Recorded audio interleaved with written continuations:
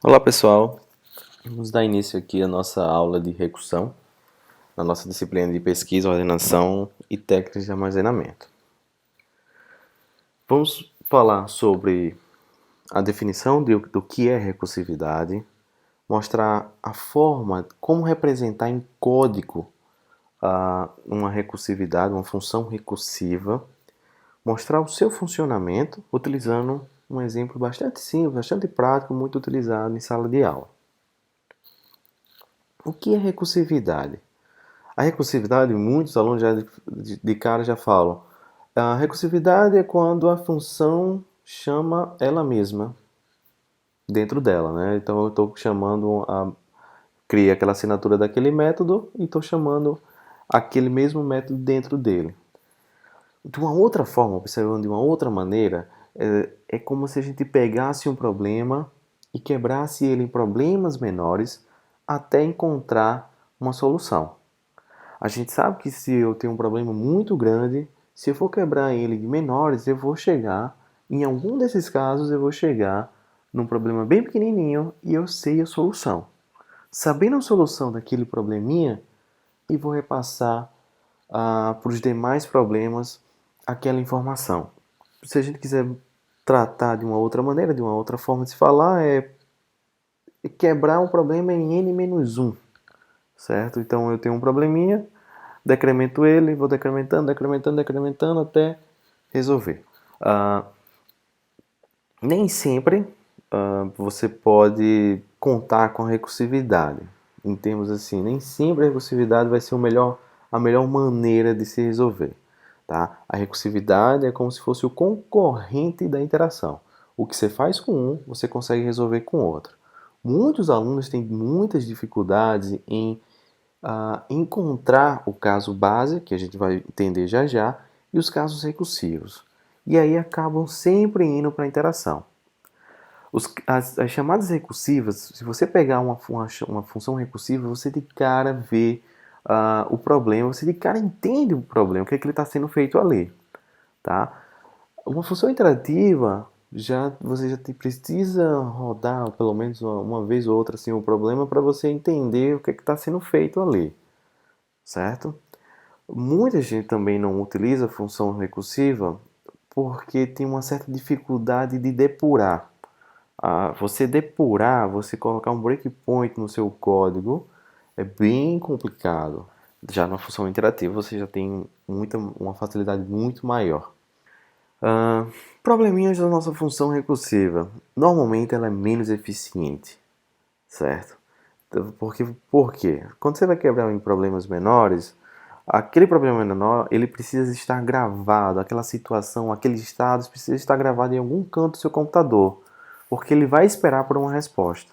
E enquanto eu não acho a resposta, ele está lá armazenado, gastando memória do seu computador, certo? E aí depois que eu encontrar, eu vou ter que calcular as informações e passar para o próximo. Calcular a informação e passar para o próximo. Tem esse lado ruim, certo? Que é a eficiência. Os métodos interativos, o while, do while e for, são bem mais práticos em alguns problemas e mais rápidos, certo? Mais eficientes, certo? Do que a recursividade. Apesar de serem, como eu já tinha falado, às vezes um pouquinho mais complexos de se entender, certo? Nada de uma complexidade grande, mas numa função recursiva você já entende o problema quando você vê a função declarada. Em algumas linguagens, como a ML, você já só tem recursão, não existe for, o while e o while. Tá? Então seria, para alguns alunos, seria horrível programar nessa linguagem de programação, por muitos não gostarem de recursão. Quando vocês forem criar uma função recursiva, vocês vão sempre ter que seguir dois casos, certo? Duas informações. Se faltar uma delas, já está errado. Tá? O caso base é o caso de parada. É quando você diz assim, olha, meu problema, eu quebrei tanto o meu problema que daqui eu não posso ir mais além. E esse ir mais além é porque ali você sabe a resposta. Você encontrou a resposta. Eu não consigo mais quebrar. Só que enquanto você não consegue quebrar, a gente chama isso de chamada recursiva. Enquanto o meu problema pode ser quebrado, pode ser definido em um problema menor, eu estou fazendo a chamada recursiva. Quando eu encontro a resolução, certo? O mínimo, o caso elementar, que eu não posso fazer mais nada e eu não preciso calcular nada, porque a resposta é aquela, é um valor específico para aquele problema, a gente chama isso de caso base. É o caso de parada. Sem o caso base, se eu, por exemplo, esquecer o caso base, eu vou criar um loop infinito. Ou seja, eu nunca vou parar. Então, caso base, a gente sabe que vai ser o nosso critério de parada. Aqui eu não posso ir mais além. Eu já tenho um valor. Retorne o valor tal.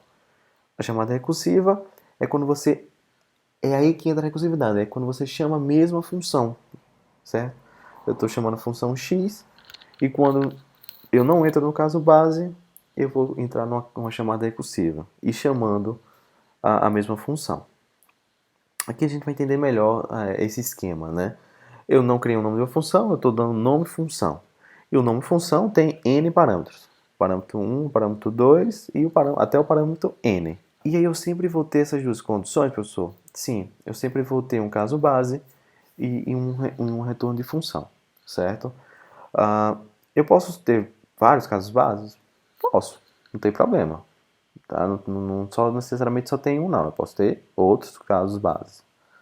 O caso básico, como a gente está vendo aqui, é o retorno de um valor, certo? Se você fazer uma chamada recursiva dentro do caso base, está totalmente errado você fazer isso, certo? Senão eu estou continuando criando, diminuir o meu problema e aí eu não vou ter uma resolução, certo?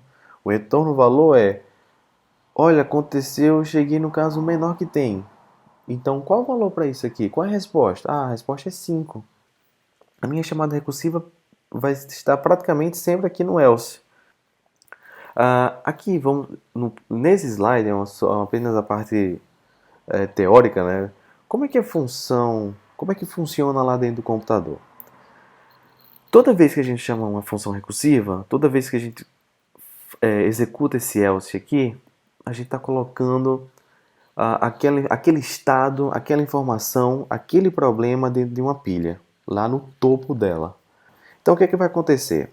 O meu primeiro problema, ele vai entrar na pilha, certo?